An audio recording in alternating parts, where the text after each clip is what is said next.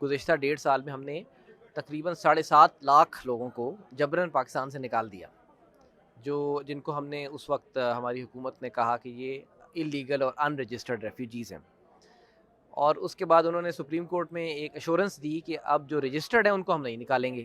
یہ ایشورنس جنوری 4 2025 کو دی گئی تھی، لیکن پھر گزشتہ چند ہفتوں سے اب بغیر کسی آفیشیل نوٹیفیکیشن کے ایک اور آپریشن جاری ہے۔ پاکستان میں افغان مہاجرین کی بے دخلی اور انہیں ہراساں کرنے کی شکایات پر مختلف سیاسی اور انسانی حقوق کی تنظیموں نے مشترکہ کوششیں کرنے کا اعلان کیا ہے۔ اس معاملے کے حل کے لیے ایک جوائنٹ ایکشن کمیٹی بھی تشکیل دی گئی ہے، جس میں افغان مہاجرین بھی شامل ہیں۔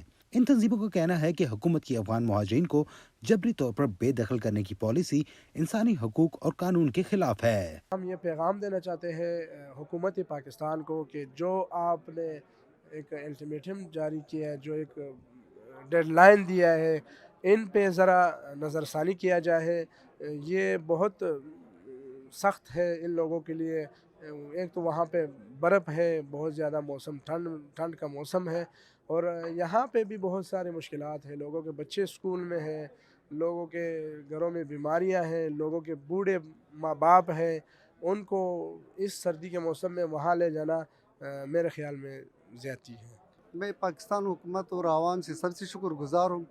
صرف یہ اپیل ہے ہمارا کہ 40 سال کا لوگ یہاں پر افغانوں نے جو ہے کاروبار کیا ہے، اور اس کو جب مہینہ یا 2 مہینہ سال میں کم از کم ان لوگوں کا سال ٹائم دے دے، اس کے بعد جو ہے تو یہ اپنا کاروبار تو یہاں سے چھوڑ کر ختم کر کے دوسرا جگہ شفٹ ہو جائے۔ افغان مہاجرین کی بے دخلی سے متعلق وزیر خارجہ اسحاق ڈار اپنے ایک حالیہ انٹرویو میں کہہ چکے ہیں کہ امریکی افواج کے افغانستان سے انخلا کے بعد پاکستان آنے والے مہاجرین اگر تیسرے ملک نہ گئے تو انہیں افغانستان بھجوایا جا سکتا ہے۔ حکومت نے افغان مہاجرین کی وطن واپسی کے لیے 3 مراحل پر مشتمل ایک منصوبے کا اعلان کیا تھا، جس کے پہلے مرحلے میں اسلام آباد اور راولپنڈی سے افغان شہریوں کو ملک بدر کرنے کے لیے 31 مارچ کی ڈیڈ لائن مقرر کی گئی ہے۔ ہم بالکل تمام عدالتوں میں رجوع کریں گے، کسی ایک نہیں بلکہ تمام عدالتوں میں ہم جائیں گے، کیونکہ یہ ایک شخص کا نہیں، یہ لاکھوں لوگوں کا مقدمہ ہے۔ موجودہ جو صورتحال ہے، چونکہ قانونی ڈھانچہ نہیں ہے، تو ہم نے ان کو پولیٹیکل فٹ بال بنایا ہے، اور پولیٹیکل فٹ بال میں